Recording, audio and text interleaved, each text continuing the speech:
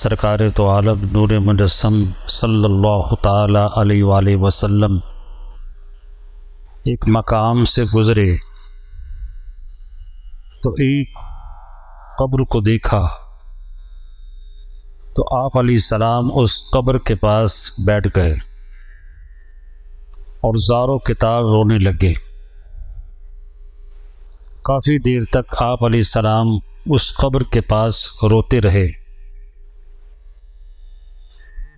کچھ دیر گزری تو آپ علیہ السلام اس قبر کو اس طرح پیار فرمانے لگے جیسے باپ اپنے بچے کو کرتا ہے۔ آپ علیہ السلام جب وہاں سے رخصت ہوئے تو حضرت علی شیر خدا رضی اللہ تعالی عنہ نے عرض کی، یا رسول اللہ صلی اللہ تعالی علیہ وسلم، یہ کس کی قبر تھی اور کیا ماجرا تھا یہ کہ آپ علیہ السلام پہلے بہت گریہ فرماتے رہے اور پھر آپ علیہ السلام کے چہرے انور پر بشاشت آئی اور آپ تبسم فرمانے لگے اور آپ نے اس قبر کو پیار کیا، یعنی اسے سینے سے لگا لیا۔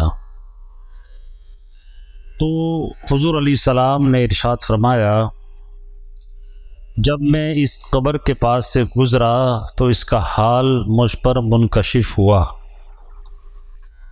کیا دیکھتا ہوں کہ قبر والا اللہ کے عذاب میں گرفتار ہے،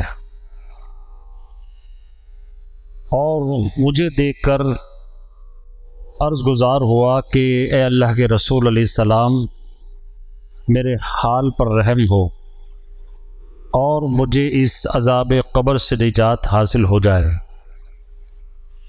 میں نے رو رو کر اللہ کی بارگاہ میں دعا کی تو اللہ تبارک و تعالی نے میری دعا قبول فرمائی اور اس قبر والے کو دوزخ سے رہائی عطا فرما دی، عذاب سے مامون فرما دیا۔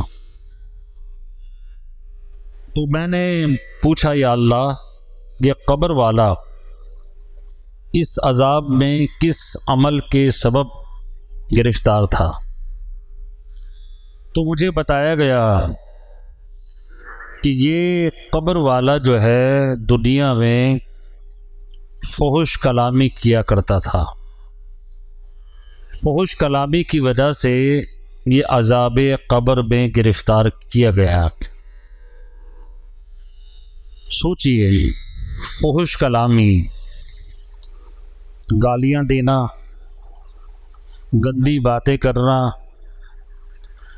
اخلاق سے گری ہوئی گفتگو کرنا،